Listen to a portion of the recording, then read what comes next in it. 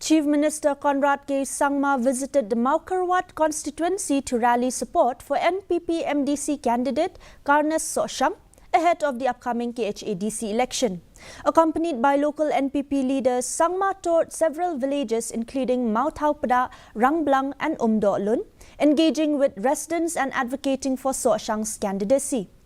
During his visit, Sangma addressed memorandums from various groups requesting developmental work.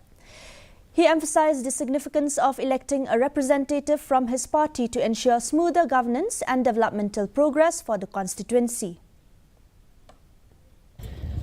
This election is about the development of Mawkyrwat constituency as a whole and Mawkyrwat village in specific.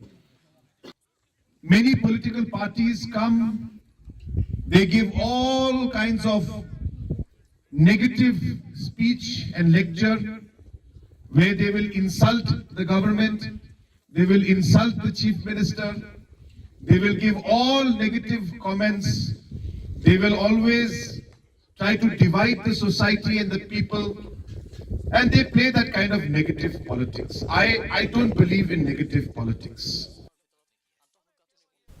In an